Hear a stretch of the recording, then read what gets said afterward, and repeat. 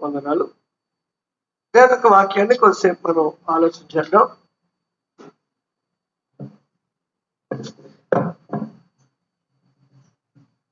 ఈ భూమి మీద నివసించే మనం ఎవరమో ఎవరి వారమో తెలుసుకోవాల్సిన ఆవశ్యకత ఉంది. అది తెలుసుకుంటే మన జీవన విధానం ఎలా సాగుతుందో అనే పరీక్ష కూడా ఉంటుంది. కాబట్టి ఒక పరిశీలనగా మన గురించి మనం ఈరోజు ఆలోచన చేద్దాం. ఆ హెచ్చరిక చూసారా? నిష్కల్పనం చేస్తున్నాడు.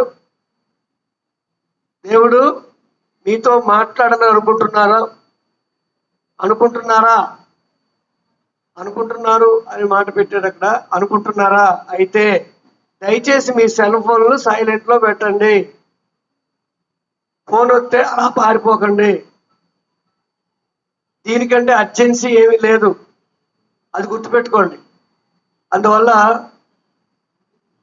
ఈరోజు మనం ఆలోచించే అంశం ఏదైతే ఉందో, యోహాను రాసిన మొదటి పత్రిక 3వ అధ్యాయం 1వ వచనంలో మనం చూస్తే, యోహాను రాసిన మొదటి పత్రిక 3వ అధ్యాయము, మనము దేవుని పిల్లలమని పిలువబడినట్లు తండ్రి మనకెట్టి ప్రేమ అనుగ్రహించనో మనకెట్టి ప్రేమ చూపెనో చూడుడి. ఒకసారి ఆలోచించేయండి. తండ్రి మనల్ని ఎలా ప్రేమించాడో, ప్రేమించిన వాడు ఎలాంటి సంకల్పాన్ని సంకల్పించారో, ఆ సంకల్పంలో క్రీస్తు వారిని ఎలా బలిచ్చారో, ఆ బలి రక్తం ద్వారా మనం ఎలా పాపాల నుంచి విమోచింపబడ్డామో, దాని ద్వారా మనం దేవుని పిల్లలుగా ఎలా చేయబడ్డామో అది ఒక్కసారి చూసుకుందాం. మనం దేవుని పిల్లలం. దాని వెనకాల ఎంత ప్రణాళిక ఉందో, ఎంత సంకల్పం ఉందో, ఎన్ని సంవత్సరాలు దేవుడు, ఎన్ని తరాలు దేవుడు దాన్ని కొనసాగించుకుంటూ వచ్చాడో, కాలం పరిపూర్ణమైనప్పుడు అది ఎలా జరిగిందో, మనం దేవుని పిల్లలుగా ఎలాగయ్యామో. కాబట్టి నువ్వు ఎవరి వాడివి? దేవుని బిడ్డవి. అది ఈరోజు ఆలోచన. దేవుని బిడ్డవు నువ్వు. నీ గొప్పతనం ఏంటో ఒకసారి ఆలోచన చేస్తే యేసుప్రభు వారి మాటల్లోనే మనం విన్నాం. మత్తయి సువార్త 11వ అధ్యాయము 11వ వచనంలో, మత్తయి సువార్త 11వ అధ్యాయం 11వ వచనంలో, స్త్రీలు కనిన వారిలో బాప్తిస్మిచ్చి యోహాను కంటే గొప్పవాడు లేడు. అది ఆయన ఇచ్చిన స్టేట్మెంట్. స్త్రీలు కనిన వారిలో అంటే మనందరం కూడా స్త్రీలు కనిన వారమే. మనకంటే గొప్పవాళ్ళు ఎవరండి? మామూలుగా మనుషులందరూ, మనం కాదు, మనుషులందరూ కూడా స్త్రీలు కనిన వారే కాదు. మనుషులందరూ అందరికంటే గొప్పవాడు ఎవరు అంటే బాప్తిస్మిచ్చి యోహాను అని స్టేట్మెంట్ ఇస్తున్నారు యేసుప్రభు వారు. చెప్తూ కింద మళ్ళీ ఆయన ఏం మాట్లాడుతున్నాడు చూడండి. ఏం మాట్లాడుతున్నాడైతే, అయితే 11వ అధ్యాయము, అయినను పరలోక రాజ్యంలో అల్పుడైన వాడు అతనికంటే గొప్పవాడు. కాబట్టి పరలోక రాజ్యంలో వాస్తవంగా పరలోక రాజ్యంలో అల్పులు ఘనులు అలాంటివి తేడాలేమి ఉండవు. కానీ ఒకవేళ మనకు అర్థం కోసం పరలోక రాజ్యంలో అతి చిన్న స్థాయిలో ఎవరన్నా ఉంటే ఆ వ్యక్తి బాప్తిస్మిచ్చి యోహాను కంటే గొప్పవాడు. కాబట్టి ఎవరు గొప్పవాడు ఇప్పుడు చెప్పండి? బాప్తిస్మిచ్చి యోహాను గొప్పవాడా? మనుషులందరిలోకి అయితే బాప్తిస్మిచ్చి యోహాను గొప్పవాడు. కానీ ఎవరైతే పరలోకంలో ఉంటారో, పరలోకం చేరతారో, అలాంటి వాడి యొక్క స్థాయి ఒకవేళ తక్కువగా ఉన్నట్టు మనకు అనిపించినప్పటికీ అతను బాప్తిస్మిచ్చి యోహాను కంటే గొప్పవాడు. కాబట్టి నీ స్థాయి ఏంటో ఒకసారి గుర్తించుకుందాం. మన స్థాయి ఏంటో గుర్తించుకుందాం. నీ స్థాయి ఏంటో గుర్తించుకుందాం. ఏంటి తెలుసు? మనం పరలోకంలో ఉండేవాళ్ళం. అందుకనే పరలోక సంబంధిని, పాప విముక్తుండను. ప్రభు యేసు ముఖమును కనులారా చూద్దామని ఆశతో ఈ భూమి మీద జీవిస్తున్న వాళ్ళం. జీవిస్తున్నది ఈ భూమి మీదే కానీ ఏ ఆలోచనతో జీవిస్తున్నాం? పరలోకం చేరాలి, నాకు ఆధిక్యత క్రీస్తు ద్వారా దేవుడు అనుగ్రహించాడు, తన బిడ్డగా నన్ను అంగీకరించాడు. ఈ భూమి మీద నేను ఆయన చెప్పినట్టుగా నడిచినట్లయితే నేను పరలోకం చేరుతాను. పరలోకం చేరిన తర్వాత అక్కడ నేను ఎంతో ఆనందంగా ఉంటాను. ఈ కాన్సెప్ట్తో, ఈ ఉద్దేశంతో భూమి మీద బ్రతుకుతాడు దేవుని బిడ్డ. ఈ కాన్సెప్ట్తో దేవుని బిడ్డ బతుకుతాడు. ఆ కాన్సెప్ట్తోనే మనం ఉండాలి. కనుక మరి మనం ఆలోచించే ఆలోచనలు ఏంటి అంటే, ఈ లోకస్తులు ఎవరు నీకు సాటి కారు. నమ్మాలండి. నమ్మితే మనం ఎంత ఉత్సాహంగా ఉంటామంటే దేవుల్లో. ఏమంటే ఈ లోకస్తులు ఎవ్వరూ నీకు సాటి అయిన వారు కారు. రెండో అంశం, నీవు తేజోవాసివి లేక పరలోక వాసివి. మూడవది, దేవదూతల కంటే గొప్పవాడివి. అరే ఏం ఆధిక్యత అండి మా దేవుల్లో ఉన్న ఆయనకి, దేవుల్లో ఉన్న వ్యక్తికి ఏం ఆధిక్యతలు దేవుడు ఇస్తున్నాడు. అవి మనం లేఖనానుసారంగా పరిశీలిద్దాం. ఈ లోకస్తులు ఎవరో నీకు సాటి వారు కారు. ఈ లోకంలో కులంతో, ధన బలంతో, ఏమండి తర్వాత హెచ్చు తగ్గులు కలిగి మానవులు జీవిస్తూ ఉన్నారు. ముఖ్యంగా కులాన్ని బట్టి హెచ్చు స్థాయి ఉంటుంది, ధనాన్ని బట్టి హెచ్చు స్థాయి ఉంటుంది, బలాన్ని బట్టి హెచ్చు స్థాయి ఉంటుంది. అంటే ధనబలం అవ్వచ్చు, జనబలం అవ్వచ్చు.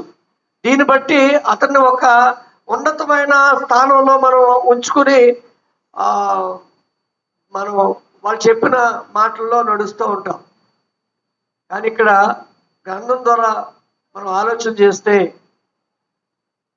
నువ్వు అందరికంటే గొప్పవాడు. ఈ భూమి మీద నీకు సాటి అయిన వాడు ఎవడూనూ లేడు. అలా గర్వించమని కాదు, నీకు అంత ఆధిక్యత ఉంది. ఈ లోకంలో కులభేదం, హెచ్చు కులాలు ఉన్నాయనుకోండి, మీరు పెద్ద కులస్తులండి, మీరు పెద్దోళ్ళండి అంటుంటారు.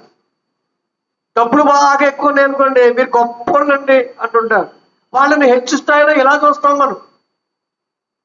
కానీ నువ్వు సోదరుడా, సోదరి, నువ్వు దేవుల్లో ఎవరో తెలుసురా?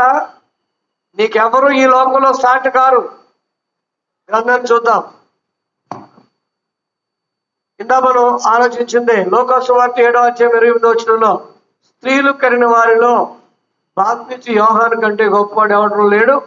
అయితే పరలోకంలో అల్పుడుగా ఉన్నవాడు అతని కంటే గొప్పవాడు అని లోకా సువార్తలో కూడా మాట్లాడుతూ ఉన్నాడు. 7:28. కాబట్టి యోహాను గొప్పతనం ఏంటో సార్ చూద్దాం. యోహాను గొప్పతనం ఏంటి అని చూస్తే, ఎందుకంటే ఎవరు గొప్పవాడో వాళ్ళ గురించి మనం చూడవలసిన అవసరం ఉంటుంది, అంతే కదా. అప్పుడు మన గొప్పతనం ఏంటో తెలుస్తుంది. ఇప్పుడు మన ప్రధానమంత్రి గారు దేంట్లో గొప్పవారు అని మనం ఆలోచిస్తే కదా, ఒకవేళ ఆయన కంటే నువ్వు గొప్పవాడు అని ఒకవేళ వాక్యం చెప్తుంటే ఆయన గొప్పతనం ఏంటో తెలిస్తే నువ్వు అంతకంటే ఎక్కువ గొప్పవాడివి అనేది అర్థమవుతుంది.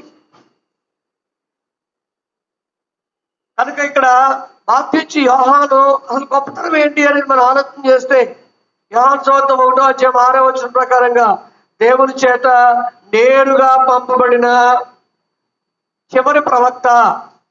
యోహాను ఎవరు అంటే దేవుని చేత పంపబడిన చివరి ప్రవక్త. ఇంకా 29 మనం చూసినట్లయితే యేసు ప్రభువారి గురించి ఈ లోకానికి పరిచయం చేసిన వ్యక్తి ఎలా తెలిసినా, ఇదిగో లోక పాపమును మోసుకొని పోచున్న గొర్రె పిల్ల నా వెనక వస్తున్నాడు, ఆయన చెప్పులు వారు విప్పుడుకైనా నేను యోగ్యుడను కాను అని అక్కడ చెప్పుకొస్తాం. కాబట్టి ఇదిగో లోక పాపము మోసుకొని పో దేవుని గొర్రె పిల్ల అని ఈ లోకానికి ఆయన పరిచయం చేయడానికి ఆయన పంపబడ్డాడు. అంటే దేవుని యొక్క గొప్ప సంకల్పాన్ని ఈ లోకానికి జ్ఞాపకం చేయడానికి, లోకరక్షకుడిని ముందుగానే పరిచయం చేయడానికి ఒక ముందు దూతగా, ఏమంటారంటే పైలట్ అంటారు, ముందు దూతగా ఆయన పంపబడ్డాడు. అది ఆయన గొప్పతనం. ఇంకా మనం మత్తయి సువార్త 3వ అధ్యాయం 1 నుంచి 11 వచనాలు మనం విచారించినప్పుడు, మనం ఆలోచన చేసినప్పుడు, యూదులకు ధైర్యంగా సత్యాన్ని బోధించిన వాడు యోర్దాను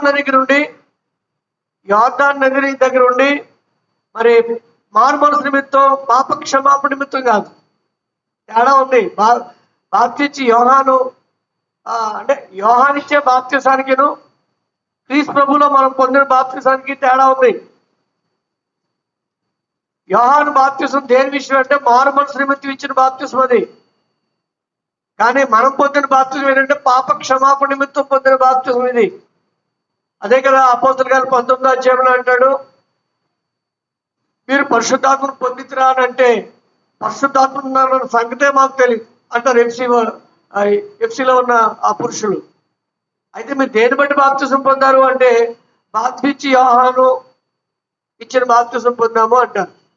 అయితే యోహాను మారు మనసు నిమిత్తం బాప్తిసం ఇచ్చాడే తప్ప క్రీస్తు ప్రభు వారిలో మీరు బాప్తిసం పొందాలి అని బోధించబడినప్పుడు ఆ దినము ఇంచుమించు 12 మంది పురుషులు ఎఫ్సి పట్టణంలో బాప్తిసం పొందారు. కాబట్టి ఈయన మారు మనసు నిమిత్తం బాప్తిసం ఇస్తా ఉన్నాడు.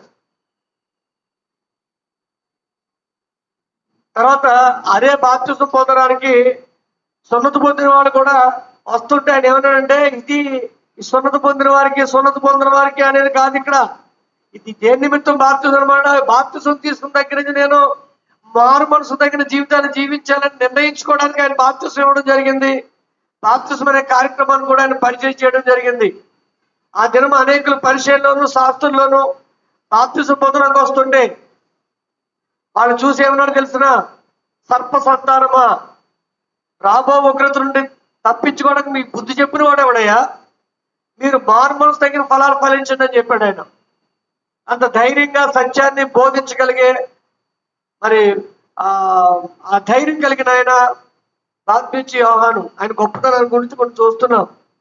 అలాగే 14వ అధ్యాయము 1-7 వచనాల్లో మనం చదివితే అక్కడ ఏంటంటే, హేరోదు ఎవరు ఏమంటే ఆ ప్రాంతాన్ని పరిపాలించే గవర్నర్.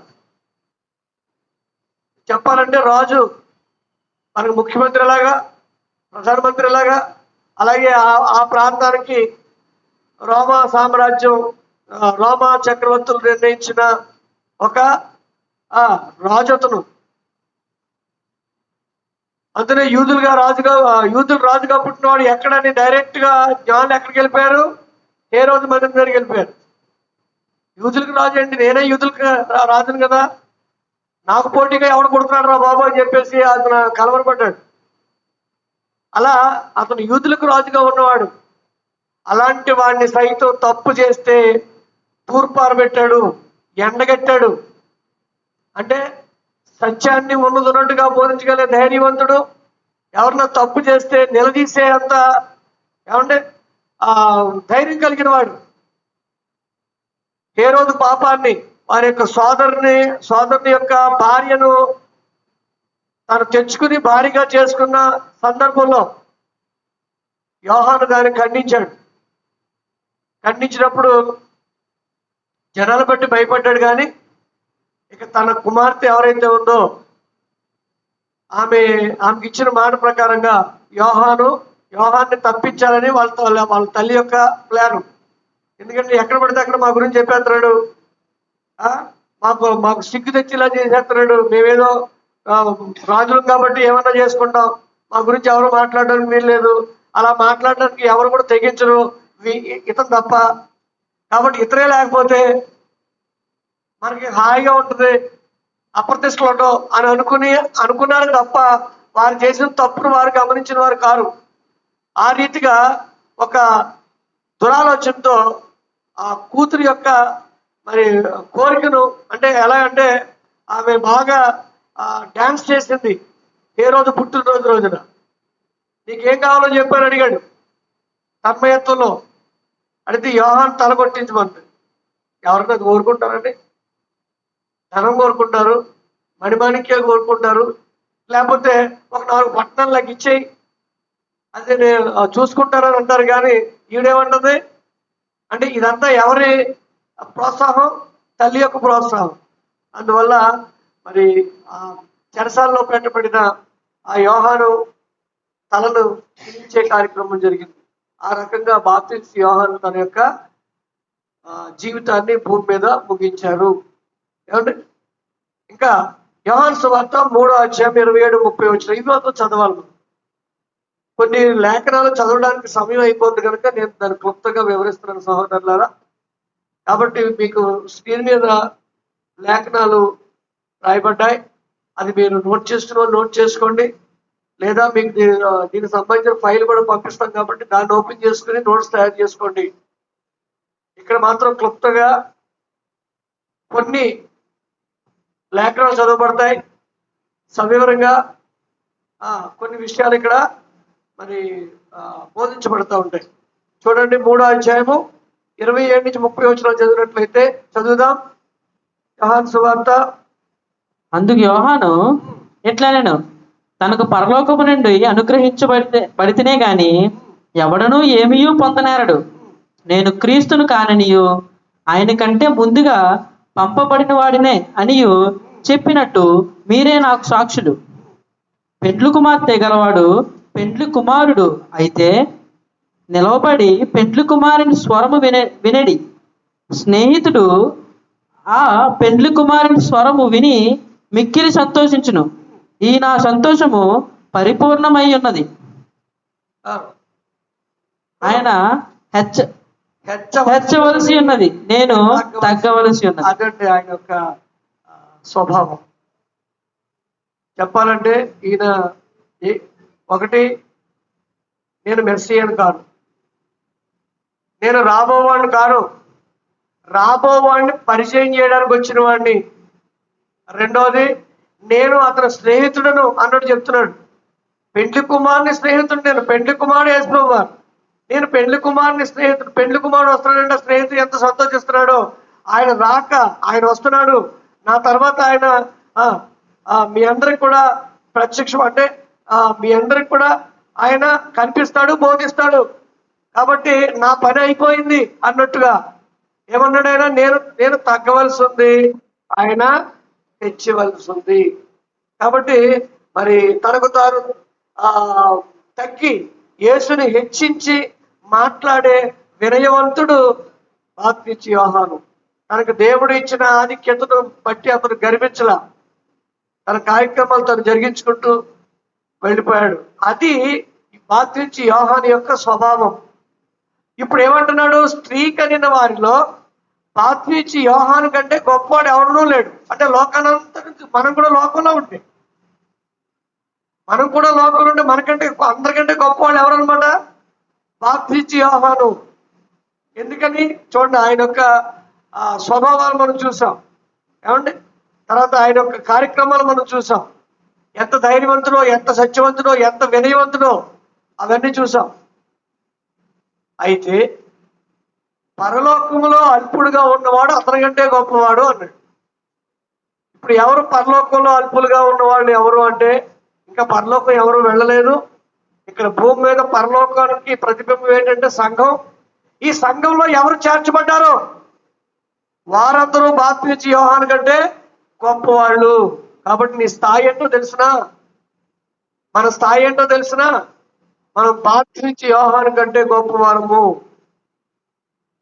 అలా ఆలోచిస్తే ఏది చేయకూడదో ఏది చెయ్యాలో మనకు ఆటోమేటిక్గా అర్థమైపోతుంది, రైట్? కాబట్టి మరి ఈ పరలోకంలో ఈయనకంటే గొప్పవాడిగా మనం ఎంచబడ్డాము అనేది వాస్తవమైన సంగతి సహోదరుల. రెండో పాయింట్, నీవు తేజోవాసివి, పరలోకవాసివి. తేజోవాసివి, పరలోకవాసివి. తేజోవాసివి అనంటే మన స్థితి పరలోకంలో ఎలా ఉంటుందో చూద్దాం. పరలోకంలో ఎవరుంటారు అంటే అది కూడా తెలుసుకోవాలిగా. పార్లమెంట్లో ఎవరుంటారు?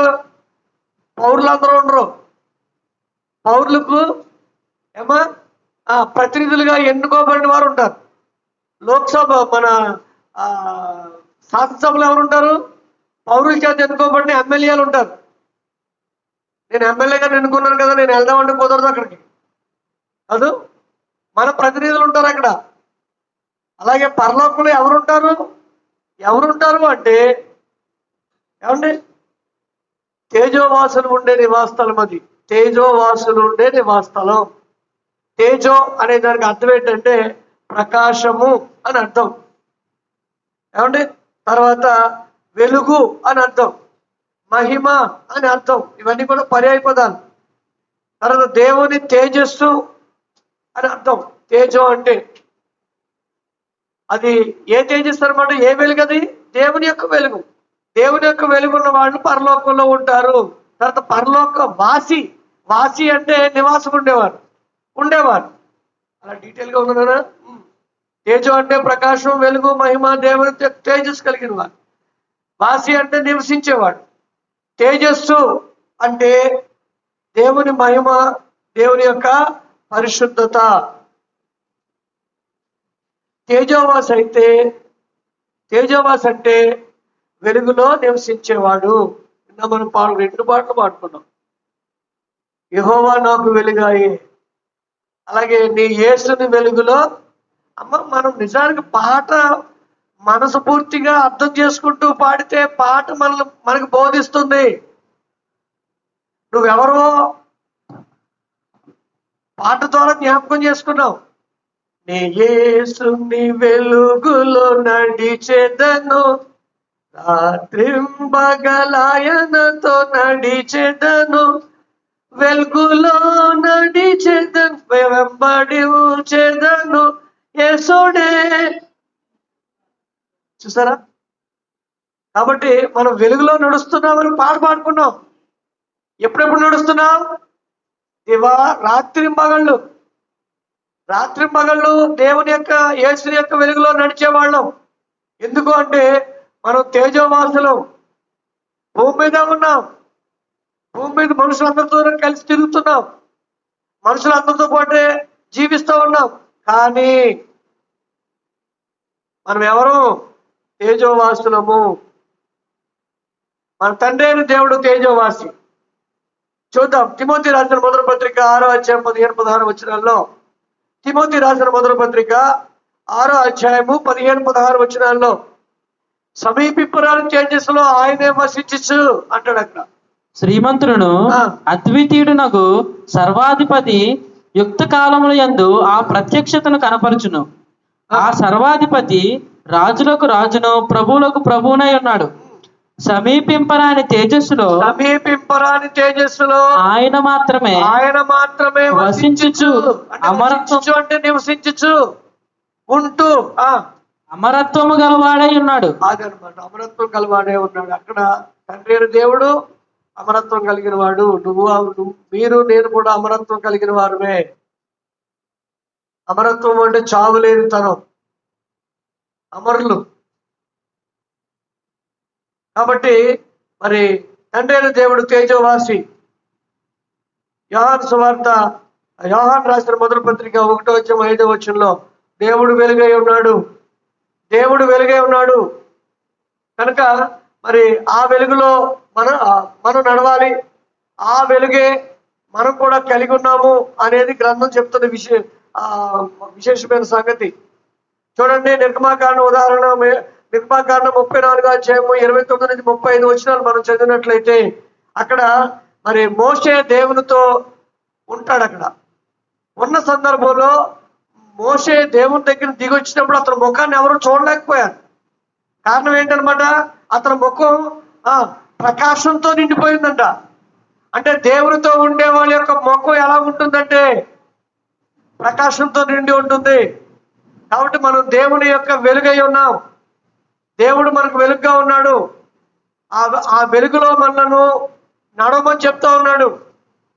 కాబట్టి ఆ వెలుగు మనలో కూడా కనిపించాలి. ఆ వెలుగు ఎలా కనిపిస్తుందని చెప్పాడు అంటే మత్తయి సువార్త 5:16 అంటాడు, మనుషులు మీ సత్క్రియలు చూసి పరలోకమందున్న మీ తండ్రి మహిమపరచినట్లు వారి ఎదుట మీ వెలుగు ప్రకాశింపనీయుడి. ఆ వెలుగు అక్కడ మనం చూడగానే వెలుగు కనిపించాలి. సమీపింపరాని తేజస్సులో మన తండ్రి ఆయనే వసిస్తూ ఉన్నాడు. ఆ వెలుగులో మనల్ని నడిపిస్తూ ఉన్నాడు. ఆ వెలుగును మనం పొందుకుని ఉన్నాం. మోషే ఎలాగైతే దేవునితో ఉన్నప్పుడు తన యొక్క ముఖం దేవునితో ఉండిన తర్వాత ఆయన మళ్ళా కిందకు దిగినప్పుడు ఆయన ముఖాన్ని ఎవరు చూడలేకపోయారంట. అంటే అంత వెలుగు భయమై ఉంది. కాబట్టి దేవుని దగ్గర దేవునితో మనం సహవాసం చేసినప్పుడు ఆ వెలుగు మన ముఖంలో కూడా కనిపించాలి. అలా కనిపిస్తుందా? మనం చూడగానే లోకం కనిపిస్తుందా జనాలకి? మనల్ని చూడగానే క్రీస్తు కనిపించాలి, మనల్ని చూడగానే దేవుడు కనిపించాలి, మనల్ని చూడగానే దేవుని యొక్క వెలుగు కనపడాలి. కాబట్టి మనం ఎవరో తెలిస్తే దానికోసం ప్రయాసపడతాం. ఏమండి? తర్వాత మన ప్రభు అయిన యేసుక్రీస్తు వారు తేజోవాసి. హెబ్రీయులకు రాసిన పత్రిక 1:3 దేవుని మహిమ యొక్క తేజస్సునై ఉన్నాడని క్రీస్తు ప్రభు వారి గురించి చెప్పబడుతుంది. అలానే మరి యోహాను సువార్త 17:5 యేసు ప్రభు వారు తండ్రికి ప్రార్థన చేస్తూ, తండ్రి, లోకం పుట్టక మునుపు నీ దగ్గర నాకు ఏ మహిమ ఉండెనో ఆ మహిమతో ఇప్పుడు నన్ను మహిమపరచు అని అంటూ ఉన్నాడు. కాబట్టి లోకం పుట్టక ముందు దేవుని యొక్క మహిమను ఇందాక చదువుకున్నాం. తేజో అని అనగానే మహిమ అని కూడా చెప్పుకున్నాం. కాబట్టి దేవుని యొక్క మహిమను అనుభవించిన ఆయన, దేవుని మహిమను కలిగిన ఆయన, తర్వాత దేవుని యొక్క మహిమ యొక్క తేజస్సు కలిగిన వాడు క్రీస్తు ప్రభు వారు. అందుకనే అంటాడు ఆయన యోహాను సువార్త 8:12 నేను ఈ లోకానికి వెలుగై ఉన్నాను, నాలో చీకటి ఎంత మాత్రమూ లేదు. కాబట్టి నేను వెలుగై ఉన్న ప్రకారము మీరును వెలుగై ఉండుడి. చీకటికి మనలో స్థానం లేదు. చీకటికి మనలో స్థానం లేదు. శరీర కార్యాలకు మనలో స్థానం లేదు. మనం వాటన్నిటిని విడిచిపెట్టిన వారమై ఒక ప్రత్యేకమైన మనుషులుగా భూమి మీద బ్రతుకుతూ ఉన్నాం. కాబట్టి మనం యేసుక్రీస్తు వారు కూడా మనం రక్షించిన యేసుక్రీస్తు వారు, రక్షకుడైన క్రీస్తు ప్రభు వారు తేజోవాసిగా ఉన్నారని లేఖనం బట్టి చూస్తున్నాం. ఇంకా మనం ఉదాహరణలో చూసుకున్నట్టయితే ఆయన రూపాంతరం చెందినప్పుడు ఆయన అసలు రూపం ఏంటో కనబడుద్ది కదండి. మత్తయి సువార్త 17:22 చదువుదాం. మత్తయి సువార్త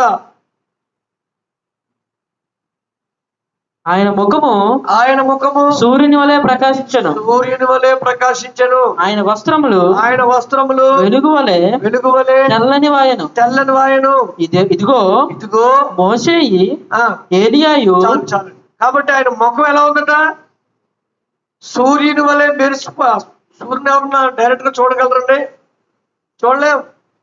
ఈ బాహ్యనేత్రాలతో సూటిగా చూడలేం. ఏదైనా అడ్డు పెట్టుకుని చూడాలి, అంత వెలుగు. కాబట్టి ఇక్కడ అలా వర్ణించబడుతుంది. ఆయన యొక్క వస్త్రాలట ఏ చాకలియు చదువు చేయలేనంత అంటాడు చోట.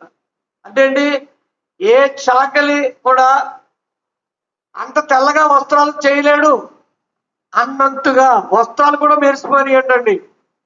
కాబట్టి యేసుక్రీస్తు రూపాంతర కొండ మీద ఆయన అసలు రూపము, ఆయన అసలు తేజస్సు ఏంటో పేతురు, యోహాను, యాకోబులు చూశారు. అలాగే పునరుత్థానం పొందిన తర్వాత ఆయనను మరి యోహాను సువార్త 20:14 లూకా సువార్త 24:13-16 మనం చదివినప్పుడు ఆయన పునరుత్థానుడై ఒక ఇద్దరు మాట్లాడుకుంటే వాళ్ళతో పాటు ఆయన కూడా నడుస్తూ ఉంటాడు. యేసు ప్రభువుని అంతవరకు వాళ్ళు చూసిన వాళ్ళే, కానీ పునరుత్థానం అయిన తర్వాత ఆయన్ని వారు గుర్తుపట్టలేని స్థితిలో ఆయన ఉన్నాడు. అంటే తేజోవాసి, క్రీస్తు ప్రభు వారు తేజోవాసి. అలాగే పౌలు గారికి దర్శనం ఇచ్చినప్పుడు అపోస్తుల కార్యాలు 9:3-5 ఏమండి, ఆ వెలుగు ఈ పౌలు గారు చుట్టూ కూడా అలుపుకుందంట. ప్రకాశించను అనే మాట కనిపిస్తుంది అక్కడ మనకి. ఆకాశంలో ఒక వెలుగు అతను చుట్టూ ప్రకాశించను. ఆ వెలుగుకి ఆయన కళ్ళు ఏమైనా కనబడలేదు. అంటే ఈ బాహ్య నేత్రాలు ఆయన యొక్క తేజస్సును చూడలేవు. అలాంటి తేజస్సులో, అలాంటి వెలుగులో మనం కూడా భూమి మీద బ్రతకాలి అనేది దేవుని యొక్క ఆలోచన సహోదరులారా. కాబట్టి యేసుక్రీస్తు వారు తేజోవాసిగా మనం చూస్తా ఉన్నాం. అలానే మనల్ని ఆదరించే ఆదరణకర్త పరిశుద్ధాత్మ, ఆయన కూడా తేజోవాసి. ఆయన కూడా తేజోవాసి. కొరింథీయులకు రాసిన 2వ పత్రిక 3వ అధ్యాయం 17-18 వచనాల్లో మనం చదివినప్పుడు ఈసన్నా ప్రభువే ఆత్మ, ప్రభు యొక్క ఆత్మ ఎక్కడ నుండునో అక్కడ స్వాతంత్రము నుండును. ఇక్కడ ప్రభు యొక్క ఆత్మ అంటే ప్రభు కాదు, ఇక్కడ ప్రభు యొక్క పరిశుద్ధాత్మకి కొన్ని వర్ణనలు ఉన్నాయి.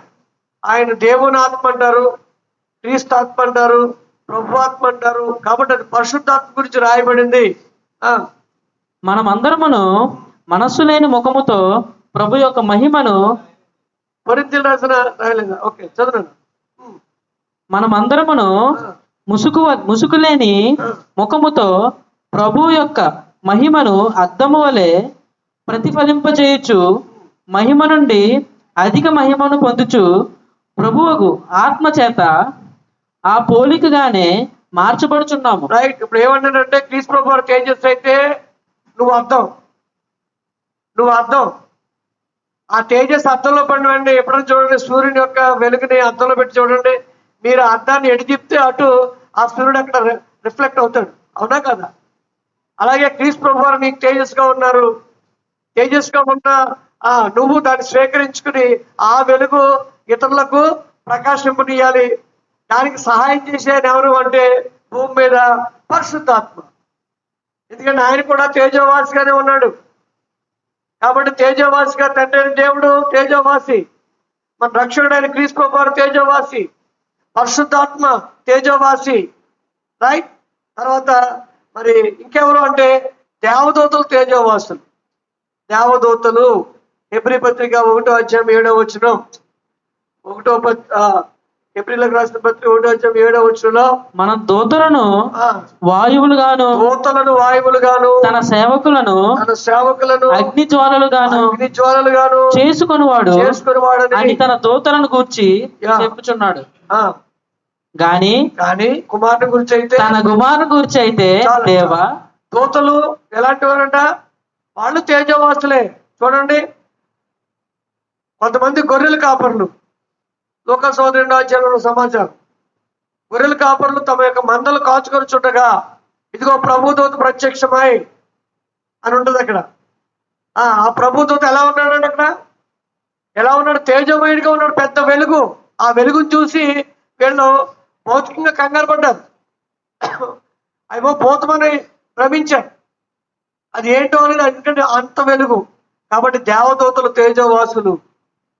తండ్రి అయిన దేవుడు తేజోవాసి, కుమారుడైన క్రీస్తు ప్రభు వారు తేజోవాసి, ఆదరణకర్త అయిన పరిశుద్ధాత్మ తేజోవాసి, దేవదూతలు తేజోవాసి.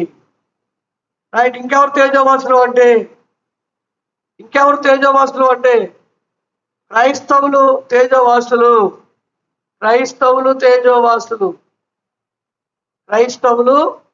తేజోవాసులు. క్రీస్తు సంఘ సభ్యులు తేజోవాసులు. ఇదేంటి మళ్ళీ క్రైస్తవులేంటి, క్రీస్తు సంఘ సభ్యులేంటి? సంఘాలెన్ని? ఒకటి. రక్షణ సంకల్పాలెన్ని? ఒకటే. చట్టాలెన్ని? ఒక్కటే. ఆ ఒక్కటైన సంఘం, ఒక్కటైన చట్టం కలిగిన పరిస్థితి ఏది? వారే క్రైస్తవులు. మీరు అనుకోవచ్చు ప్రార్థనకి వెళ్తే క్రైస్తవులని. నా కావాలంటే లేఖనాలు తిరగేయండి, గుడ్డిగా నమ్మకండి, జాలిపడి రాకండి దేవుళ్ళకి. గుడ్డిగా నమ్మొద్దు, జాలిపడి అయ్యో ప్రసాద్ మేస్టర్ గారు నడిపించే సంఘంలో జనంతో మంది ఉన్నారు, మళ్ళాంటి వాళ్ళు కొంతమంది వెళ్తే పాపం ఆయనకి మంచి దండు ఉంటుంది, వద్దు. జాలిపడి రావక్కర్లా. ఏమండి, వాక్యాన్ని గమనిస్తే రా, లేదా నీ ఇష్టం, ఎక్కడైనా ఉండు. నేను చేయబట్టుకుని ఆయన బలవంతంగా లాక్కురాట్లా. నీకు స్వాతంత్రాన్ని ఇచ్చాడు, సంకల్పాన్ని వివరిస్తాడు, అంతవరకే. నిర్ణయం తీసుకోవాల్సింది నువ్వే. నాకు వద్దు మానే. కావాలి రా అంటే మానేమని చెప్పడం నాకు చాలా తేలిక, కానీ దేవునికి అయితే ఇష్టం కాదు. ఎందుకంటే ఆయన దినమెల్లా ఆయన 2 చేతులు చాచుతూ అయ్యా నా దగ్గర రండి అని ఆహ్వానం పలుకుతున్నాడు. అది క్రీస్తు ప్రభువారు ఈ భూమి మీదకి క్షమించండి, క్రీస్తు ప్రభువారు రెండోసారి వచ్చేంత వరకు ఇది అమల్లో ఉంటుంది. ఆయన రావడం ప్రారంభం అయ్యాడా, క్లోజ్, అవకాశం కోల్పోతాం. అప్పుడు ఆకాశం వైపుగా కన్నులెత్తి రొమ్ము బాదుకున్నా దెర్ ఇస్ నో ఛాన్స్. గ్రంథం ఉంది, పరిశీలించండి. ఏమా ఇంగ్లీష్లో ఒక మాట గో అనే మాటకి నేనేదో పొరపాటుని చెప్పాను, నాకు తెలిసి చెప్పాను, ఇది వేరే సంగతి. గో అంటే తిను అని అర్థం రా అన్నాను. ఎవరో ఒక ఆయన తెలివైన కుర్రోడు ఏం చేసేది, గో అంటే తిను సార్ చెప్పారు. సార్ చెప్తే కరెక్టే అంటాడు ఒకడు. ఏమో వేరే చోట కానీ గో అంటే తిను అనే భావం ఉందేమో అంటాడు. ఆ మాస్టర్ మీద అబ్బాయి ఉన్నాడు ఆయన. ఏమండి కొంచెం లిటరేచర్ మీద కొద్దిగా అవగాహన ఉన్నవాడు ఏం చేస్తారండి, గో అంటే ఎటుది మాస్టర్ గారు పొరపాటు చెప్పారా అని చెప్పి ఎక్కడ ఎత్తుకుంటారండి, పండు ఎక్కడ ఎత్తుతారు అంతేనా? మీ అమ్మని అడుగుతావా? మీ అమ్మని అడిగితే ఏమంటుంది, ఏమోరా మాస్టర్ చెప్తే తప్పు ఎక్కువ అవుతుంది, నిజమే అయి ఉంటుంది అంటది మీ అమ్మగారు, అవునా కదా? మరి ఎక్కడికి వెళ్తావు నువ్వు? మీ నాన్నగారిని అడుగుతావు, బాబు అంత చదువు నాకే ఉంటే మీరు వేసిన వేసాలంటే నాకు ఎప్పుడో అర్థమైపోయాను, అవునా కదా? ఆయన దగ్గర కూడా సమాధానం లేదు. మరి ఎక్కడ సమాధానం దొరుకుతుంది అమ్మాయి ప్రవాళిక? ఎక్కడ సమాధానం దొరుకుతుంది? ఏది ఎతకాలి? డిక్షనరీ ఎతకాలి, అవునా కదా? డిక్షనరీ ఎదిగితే దాంట్లో ఉంది గో అంటే వెళ్ళు అని, తిను అని లేదు. పొరపాటున మాస్టర్ చెప్పారేమో, చెప్పడానికి ఆయన ఒక తప్పు అంటే మనకు ధైర్యం లేదు కనుక ఆయన మీద జారిపడో లేకపోతే ఏదో రకంగా ఊరుకుంటాం. కానీ గో అంటే తిను అనే పదాలు మాత్రం నీ బుర్రలో ఫిక్స్ చేసుకోవు. అది ఎంత వాస్తవమో ఒకవేళ మేము చెప్పేవాళ్ళం, ఒకవేళ ఎలా చెప్పామో అది పక్కన పడేయండి, అది ఇందులో ఉందో లేదో ఎత్తుకోండి. ఇది మన డిక్షనరీ. ఇందులో ఉంటే ప్రసాద్ మాస్టారు లేరు, ఇంకో సుబ్బారావు లేరు, ఇంకో అప్పారావు లేరు, ఇంకో అప్పారావు లేరు, వీళ్ళెవరో కాదండి. మనకు ప్రామాణికం ఏంటనమాట, గ్రంథం. గ్రంథాన్ని ప్రామాణికంగా చేసుకుని మాట్లాడుతూ ఉన్నాం. క్రైస్తవులు అంటే క్రీస్తు సంఘ సభ్యులే. అబ్బా అని అనుకుంటున్నారు ఎవరన్నా? అనుకుంటారు, అబ్బా వీళ్ళేనంట, వీళ్ళే వెళ్తారంట అనుకుంటా అనుకో బాగా మానే రా గ్రంథం దగ్గరికి. గ్రంథం చెప్పేది అది, సంఘం ఒకటే, బాప్తిసం ఒకటే, ఆ పిలుపు కలిగిన నిరీక్షణ ఒకటే. క్రీస్తు మన పాపాలను విమోచించడానికి భూమి మీదకి వచ్చాడు ఆయన, అది నమ్మాలి. ఆ నమ్మిన వాళ్ళందరూ అపోస్తుల 2వ అధ్యాయం 42 ప్రకారంగా వాళ్ళు ఎక్కడున్నారు? మీరు అపోస్తుల బోధ యందును సహవాసమందును రొట్టె విరిచి యందును ప్రార్థన చేయడం ఎడతెక్కకుండా ఉన్నారు. అది క్రీస్తు సంఘం. సంఘానికి వేరే పేరెట్టుకోవాల్సిన పరిస్థితి లేదు. సంఘం అయింది, ఆయన దాని కొరకు ప్రాణం పెట్టారు. దాని కొరకు తండ్రి అని దేవుడు ప్రణాళిక, సంకల్పం, అనాది సంకల్పం అది. పరిశీలించండి సహోదరులారా. ఒకవేళ ఏదైనా తేడా ఉంటే మీ ఇళ్ళకి నేను వచ్చినప్పుడు నన్ను అడిగేయండి, కడిగేయండి, అంతే తప్ప గుడ్డిగా నమ్మొద్దు, జాలిపడి నమ్మొద్దు, అభిమానంతో నమ్మొద్దు. ఎందుకంటే పొరపాటున అభిమానం, జాలి ఇవన్నీ చోటు చేసుకుని మీ నమ్మకంలో కానీ మీరు అలా ఎదిగితే రేపు పొద్దుట యేసు ప్రభువారు వచ్చినప్పుడు, ఏమ్మా నీ సంగతి ఏంటి, ఏ బాబు నీ సంగతి ఏంటంటే, ఏమోనండి బాబు ఆ మాస్టర్ చెప్పారండి, మేము అది నమ్మేసామండి. ఆ మాస్టర్ ఎవరయ్యా? ఆయన ఎవరు? ఇంత గ్రంథాన్ని నీ చేతిలో పెట్టినప్పుడు దీన్ని వెతుక్కోవడం మానేసి వాళ్ళు చెప్పారు వీళ్ళు చెప్పారంటే పెట్టి నువ్వు నాకు సంబంధం లేదు, ప్రభు ప్రభు అని పిలిచి ప్రతి వాడు పరలోక రాజ్యంలో ప్రవేశింపడు కానీ నా తండ్రి చిత్త ప్రకారం జరిగించేవాడే అని యేసుప్రభు వారు ఆనాడే చెప్పారు కదా. నేను నీకు 2000 సంవత్సరాల క్రితమే అది నేను రాయించాను కదా నా అపోస్తుల చేత. చూడలేదా? ఆ దినమున అనేకులు నన్ను చూసి, ప్రభువా నీ నామం మేము ప్రవచించలేదా, మీ నామాన్ని మేము దెయ్యాలు వెళ్ళగొట్టలేదా, మీ నామాన్ని మేము అద్భుతాలు చేయలేదా అని అందరూ. అప్పుడు అంటాడు ఆయన, అక్రమము చేయవారులారా మీరు నా ఎదురు నుండి పోండి, మీరెవరో నాకు తెలియదు. ఎవరు కూడా దానికి మినహాయింపుగా సహోదరులారు. కాబట్టి గ్రంథం మీ చేతిలో ఉంది, పరిశీలించండి. క్రీస్తునందున్న వారే క్రీస్తు సంఘ సభ్యులు. క్రీస్తు సంఘ సభ్యులే ఏమండి దేవుని యందు ఉన్నవారు. కాబట్టి అది ఆలోచించండి. కాబట్టి క్రీస్తు సంఘ సభ్యులు అనగా క్రైస్తవులు కూడా తేజోవాసులే. గమనించండి, మనం భూమి మీదే బతుకుతున్నాం కానీ మనం తేజోవాసులు. ఎఫ్సీలకు రాసిన పత్రిక 5వ అధ్యాయం 8వ వచనంలో, ఎఫ్సీలకు రాసిన పత్రిక 5వ అధ్యాయం 8వ వచనం, మీరు పూర్వముందు చీకటే ఉంటది, ఇప్పుడైతే ప్రభువునందు వెలుగై అదని మనం నమ్ముతున్నామా? ఒకప్పుడు మనం చీకటి సంబంధంలో చీకటి కార్యాలు జరిగించిన వాళ్ళం, లోకం యొక్క వ్యక్తిత్వం కలిగిన వారం, శరీర కార్యాల్లో మునిగి తేలుతున్న వాళ్ళం, దేవునికి విరుద్ధంగా దేవునికి శత్రువులుగా జీవించిన వాళ్ళం. కానీ ఇప్పుడు క్రీస్తునందు ఏమై ఉన్నారు? వెలుగై ఉన్నారు. కాబట్టి ఇప్పుడు వెలుగు సంబంధులు ఎవరన్నా? ఇప్పుడు క్రైస్తవులు. క్రీస్తు సంబంధులు వెలుగు సంబంధులు. కాబట్టి నువ్వు వెలుగు సంబంధివి, లోకస్తురాలు కావు, లోకస్తులు కావు. పేతురు రాసిన మొదటి పత్రిక 2వ అధ్యాయం 9వ వచనంలో, మీరు ఏర్పరచబడిన వంశమును కాదు నాన్న, ఇంకా ఉంది, ఎక్కడికి పెట్టాడు? మీరు చీకట్లో నుండి ఆశ్చర్యకరమైన, అయితే మీరు చీకటిలో నుండి ఆశ్చర్యకరమైన తన వెలుగులోనికి. మరి ఏ వెలుగుది? ఈ వెలుగు కాదు, ఈ వెలుగు కాదు. ఏ వెలుగుది? ఆశ్చర్యకరమైన వెలుగు.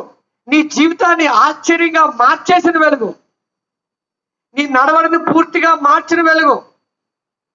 నీలో దాపరికలు లేవు, సీక్రెట్లు లేవు, గుసగుసలు లేవు, సణుక్కోవడం లేవు, పాపం లేదు.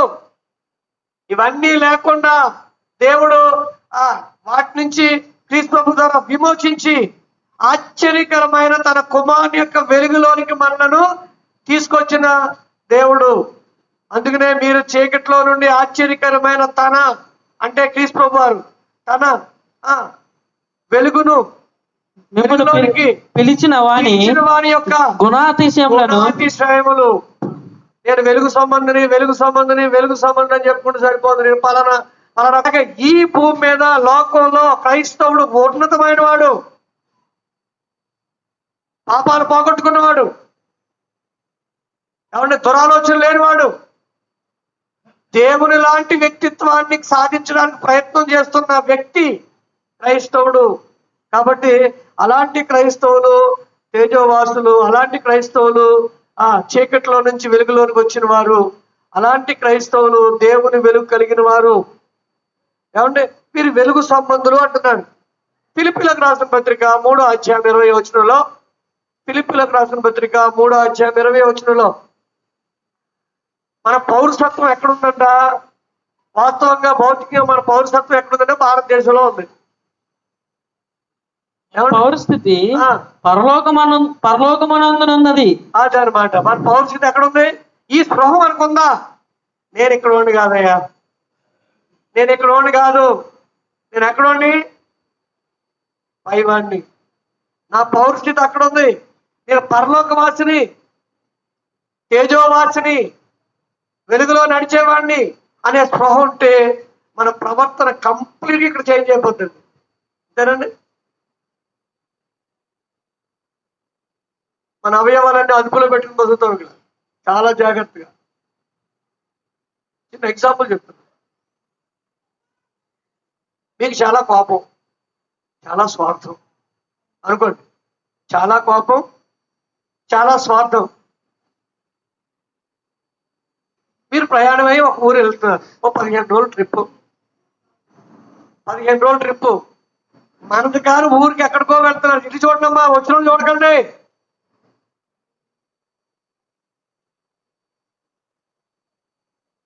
మనది కాని ఊరు వెళ్తున్నాం, ఓ 15 రోజులు పెట్టి బేట అన్ని సర్దుకున్నాం, 15 రోజులకి కావాల్సినవి అన్ని ఏర్పాటు చేసుకున్నాం, బయలుదేరి వెళ్తున్నాం. నేను ఒకటి చెప్తున్నా, కోపం ఎక్కువ మీకు స్వార్థం ఎక్కువ అనుకోండి. అయ్యో ఆ వెళ్ళలేని వ్యక్తికి ఏదో ఊరు వచ్చింది, ఏదో ఆగింది, ఎవరో అమ్ముకోవడానికి వస్తారు. అమ్ముకోవడానికి వచ్చినప్పుడు ఒక బుక్ని అవి ఇచ్చేవాడు, ఏమో మీ చేయి జారిందో ఆ చేయి జారిందో ఒక బుక్ని కింద పడింది వస్తువు. ఏం చేస్తారండి? ఇక వాడు గుర్తుపెట్టుకోండి, ఆ ఊరు మీద కాదు, ఆ ప్రాంతం మీద కాదు. అదే ఇంటి దగ్గర అయితే యుద్ధమే జరిగేది. కానీ అక్కడ ఏం జరుగుతుంది? సర్దుబాటు జరుగుద్ది. ఎందుకని? ఇది మన ఊరు కాదు, అవునా కదా? హోటల్కి వెళ్ళారు, ఆర్డర్ పెట్టారు, ఏదో భోజనాలు వచ్చాయి, బాగాలేదు, బాగాలేదని చెప్పగలమా? ఒకవేళ ఆన్సర్ ఎలా ఉంది సార్ అని ఆయన అడిగితే, అయినా కొంచెం కొద్దిగా అయితే బాగుండేమో అంటామేమో తప్ప ఇదే భోజనం. అదే ఇంటి దగ్గర అనుకోండి, ఈ కంచం ఎక్కడికో వెళ్ళిపోయింది అనమాట. కానీ అక్కడ చేసరికి ఏం జరుగుతుంది?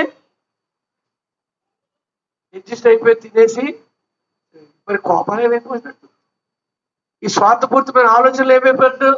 ఎందుకంటే ఒక స్పృహలో వెళ్తాం మనం, ఇది మన ఊరు కాదు, మనం ఎలా వచ్చామో అలా ఒళ్ళు దగ్గరకి ఇంటికి పోవడం మంచిది, అవునా కదా? అలాగే ఇది మన లోకం కాదు, మనం పరలోకం నుంచి పంపబడ్డాం, అక్కడి నుంచి వచ్చాం, మళ్ళా పరలోకం వెళ్ళాలి. మన పౌరుషిత అక్కడ ఉంది. అందువల్ల ఇక్కడ ఎలా బ్రతకాలండి? నేనేంటో తెలుసా, నేను ఎవరో తెలుసా అన్నావు అనుకో, నువ్వు పరలోక సంబంధివి కావు. ఇక్కడికి అయితే అయిపోకూడదు, అక్కడికి వెళ్ళాలి, రిటర్న్ వెళ్ళాలా. ఏమండి? ఇక్కడికి అయితే అయిపోకూడదు, అక్కడ రిటర్న్ వెళ్ళాలా. అందువల్ల సహోదరులారా గమనించండి, మన పౌరుషిత ఎక్కడుంది? పరలోకంలో ఉంది, రైట్? కాబట్టి మరి అలాగే కొలసీ పత్రిక 1వ అధ్యాయం 12వ వచనం మనం చదివినట్లయితే, కొలసీ పత్రిక 1వ అధ్యాయము, తేజోవాసులైన పరిశుద్ధుల స్వాస్థ్యం పాలివారు. అబ్బాబ్బా, ఇంకేమన్నట? మనం ఏ స్వాస్థ్యాన్ని పంచుకోవడానికి ఇక్కడ ఓపిక పట్టి బతుకుతున్నాం? దేవుని యొక్క స్వాస్థ్యాన్ని. స్వాస్థ్యం అంటే ఏంటండి? స్వాస్థ్యం అంటే ఏంటి అర్జున్ గారు? స్వాస్థ్యం అంటే ఏమండి? ఆస్తి. చెప్పుకోవడానికి ఏం లేదు, ఆస్తి.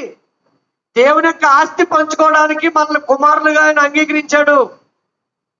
కాబట్టి ఆ స్వాస్థ్య వాసులుగా భూమి మీద మనం జీవించాలి. ఆ స్వాస్థ్యం ఎవరిది? తేజోవాసులది.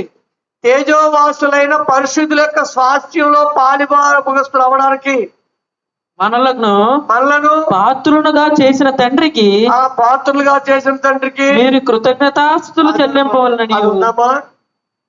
నా పాపాలు పోగొట్టిన దేవుని కృతజ్ఞతలు, నన్ను తేజోవాసిగా జ్ఞాపకం చేసిన దేవునికి కృతజ్ఞతలు, నన్ను నడిపిస్తున్న దేవునికి కృతజ్ఞతలు, ఇంత గ్రంథాన్ని నా చేతిలో ఉంచి నా బ్రతుకు దిద్దుతున్న దేవునికి కృతజ్ఞతలు, నేను తేజవాసిగానే ఈ చీకటి లోకంలో బ్రతికే స్పృహ నాకు ఇచ్చినందుకు దేవుని కృతజ్ఞతలు అని చెప్పుకునే తత్వంలో మనం భూమి మీద బ్రతకాలి సహోదరులారా.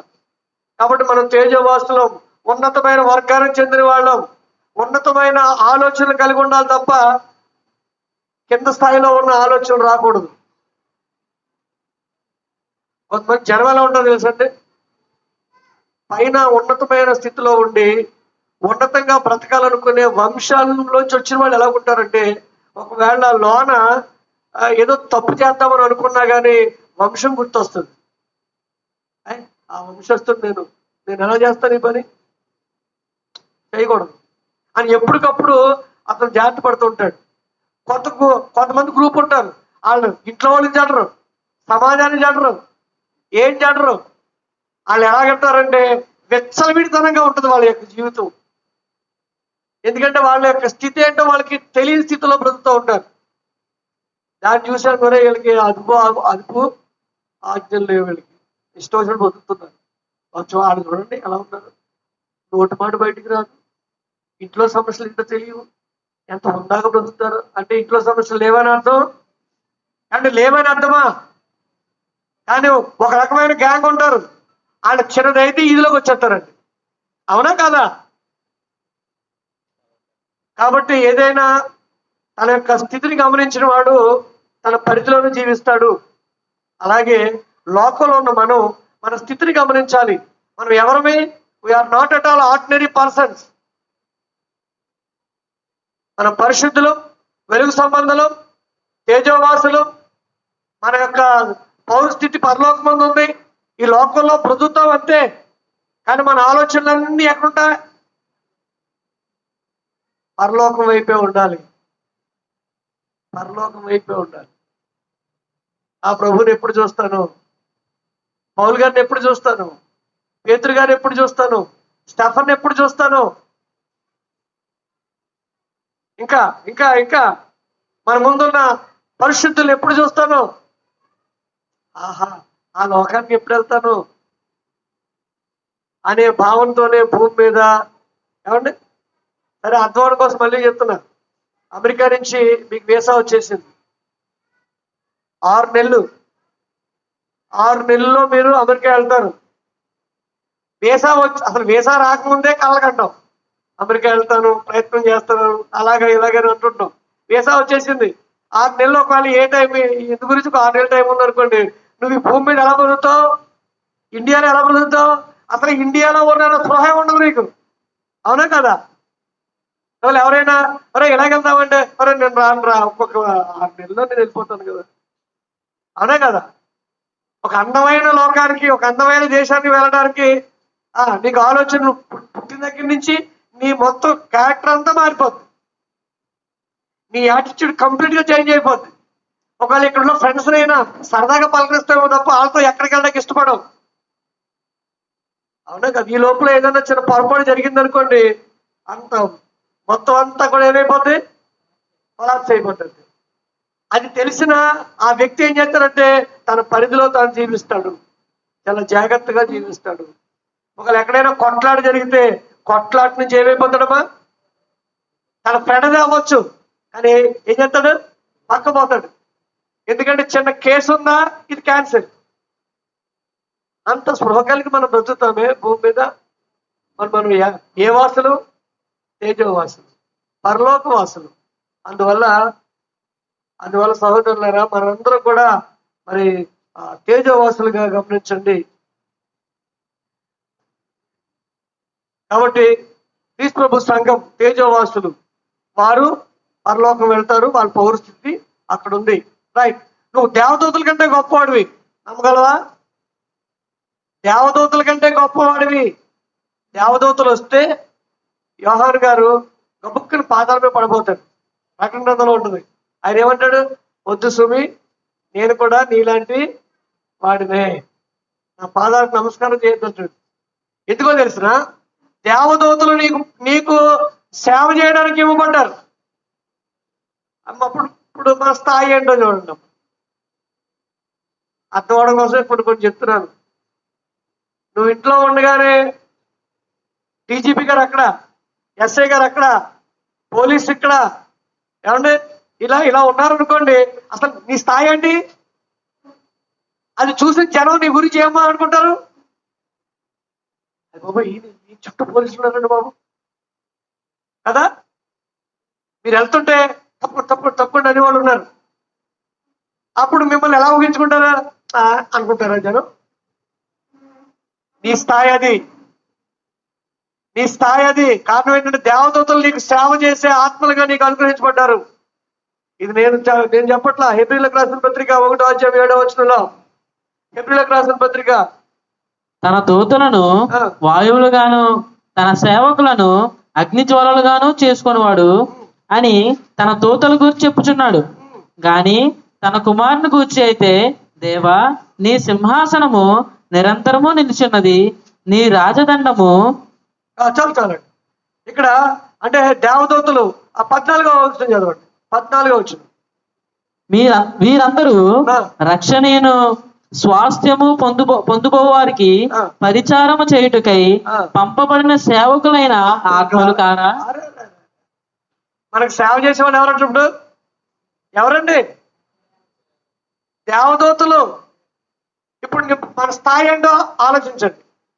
మన స్థాయి ఏంటో ఆలోచించండి. మీ కులాన్ని ఆలోచించకండి, మీ ధనాన్ని ఆలోచించకండి, సమాజంలో మీ యొక్క స్థితిని ఆలోచించకండి, మీ ఉద్యోగం ఆలోచించకండి, మీ పనిని ఆలోచించకండి. ఒకవేళ అట్టడుగున్న పని ఏదో అంట్లతో పని అయ్యి ఉండొచ్చు నీకు, కానీ నువ్వెవరో తెలిసినా దేవుని దృష్టిలో దేవదూతల చేత సేవ చేయించుకునే స్థితిలో నిన్ను నిలబెట్టాడు. దేవదూతలు నీకు సేవ చేసే స్థితిలో నిన్ను ఉన్నతంగా హెచ్చించాడు దేవుడు. కాబట్టి అందుకే అంటున్నాను, మనం ఏమి మామూలు వ్యక్తులు కాదు, అసాధారణమైన వ్యక్తులు, ఎక్స్ట్రాడినరీ పీపుల్ అనమాట మనం ఈ భూమి మీద. అసలు ఆ స్పృహ ఉంటే మనం వేసే అడుగు పురుగులో వేస్తున్నామో, మట్టిలో వేస్తున్నామో, ఎక్కడ వేస్తున్నామో ఆలోచించుకుని అడుగేస్తాం.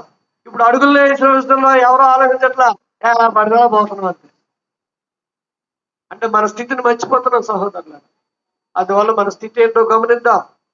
ఏమంటే నీ స్థాయి వేరు, దేవతల యొక్క స్థాయి వేరు.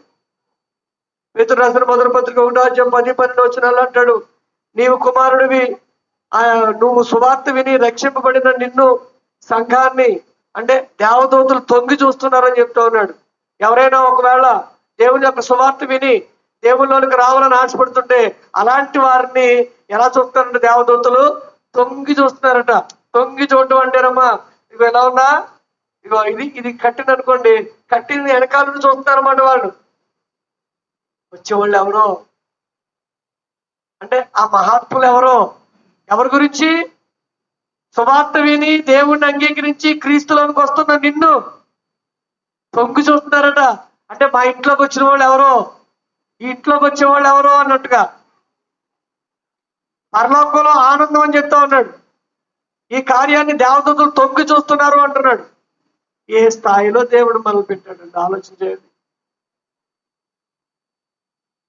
ఇంకా ఏంటి తెలిసిన, ఎఫ్సీలకు రాసిన పత్రిక 3:8-11 వచనాల్లో సంఘం ద్వారా తన యొక్క నానా విధమైన జ్ఞానాన్ని ఎవరికి చూపించాలని చూస్తున్నాడు? పరలోకంలో ఉన్న ప్రధానులకును అధికారులకును చూపించగా, ఇదే నా బిడ్డల యొక్క స్థాయి, ఇది నా బిడ్డల యొక్క జ్ఞానం, ఇది నా బిడ్డల యొక్క జీవితం. వాళ్ళ వెలుగు సంబంధులు, వాళ్ళ వెలుగులో నడుస్తున్నారు, వాళ్ళ పరిశుద్ధులు, వాళ్ళు పరిశుద్ధులను కాపాడుకుంటూ నడుస్తున్నారు అని నానా విధమైన జ్ఞానాన్ని ఎవరికి చూపించాలని దేవుడు ఆశపడుతున్నాడంటే పరలోకంలో ఉండే అధికారులకును ప్రధానులకును చూపించాలని. కాబట్టి సోదరి, ఇంతగా నిన్ను హెచ్చించిన దేవుడు నీ పట్ల ఎంతో గంభీరమైన ఆలోచన కలిగి ఉన్నాడో ఒకసారి గుర్తించండి. విడిచిపెట్టిన జీవితాన్ని మళ్ళా అంటించుకోకండి. విడిచిపెట్టిన ఆ యొక్క అవలక్షణాల్ని మళ్ళా అందిపుచ్చుకోకండి. వదిలేసాం కాబట్టే మనం మంచిగా తీర్చిదిద్దబడ్డాం. అందువల్ల సోదరులారా, రోమపత్రిక 14:8-9 వచనాల్లో నేను ఇంతగా హెచ్చించిన ప్రభు కొరకు బ్రతకాలి. రోమపత్రిక 14:8-9 మనం బ్రతికితే క్రీస్తే, అంతే. బ్రతికినను ప్రభువు కోసం బ్రతుకుచున్నాము, అంతే. చనిపోయినను ప్రభు కోసమే చనిపోతున్నాము. ఏంటంటే ఈ భూమి మీద మనకు ఉండేవి ఏంటంటే బ్రతికితే ప్రభువే, చస్తే ప్రభువే. కాబట్టి మనం ప్రభు కొరకు బ్రతుకుతున్నాం. కాబట్టి ఆ స్పృహ కలిగి మనం జీవిద్దాం. ఎఫ్సీ పత్రిక 4:1-3 వచనాల్లో కూడా మనకి ఇవ్వబడిన పిలుపుకు తగినట్టుగా మన జీవితాన్ని మనం జీవించాలి. పిలుపుకు తగినట్టుగా. ఏమంటే హెబ్రీ పత్రిక 12:1-3 వచనాల్లో విశ్వాసమున కర్తయు దాన్ని కొనసాగించు యేసు వైపు చూచుచు మీదట ఉంచబడిన పందెంలో ఓపికతో పరిగెత్తుదాం. ఎందుకంటే మనం అందిపుచ్చుకునేది గొప్పది, గొప్ప స్వాస్యం. దాన్ని అందుకోవడానికి మనం వెళ్ళబోతా ఉన్నాం. కాబట్టి ఇది అందుకనే అంటాడు, ఆ కింద చెప్పుకొస్తుంటాడు, యేసు ప్రభు వారు కూడా దాన్ని చూసే తాను పొందబో బహుమానాన్ని చూసి అవమానాన్ని సహించి శిలువను కూడా నిర్లక్ష్య పెట్టాడు. ఆయన శిలువ శ్రమలే ఉన్నాయి, నేను పొందబోయే ఆ బహుమానం అనే ఆయన కూడా అలాగే మరి ఇవన్నీ కూడా భరించుకుంటూ జీవించారు సహోదరులారు. అందువల్ల మనం ఎవరమ్మా ఇప్పుడు చెప్పండి, మనం ఎవరు? ఏ కులం అండి? టక్కని చెప్పేద్దాం పల్లా కులమే కదా. మనం ఎవరో ఇప్పుడు తేజవాసులం. మనం ఎవరో తెలుసుకుని మనం స్పృహతో బతుకుతాం. అలా బ్రతికినట్లయితే దేవుడు మనకి ఏర్పాటు చేసిన ప్రతి దాన్ని మనం పొందుకుంటాం. అలా ఉండడానికి దేవుడు మనందరికీ సహాయం చేయాలని కోరుతూ ముగిస్తున్నాను. అందరికీ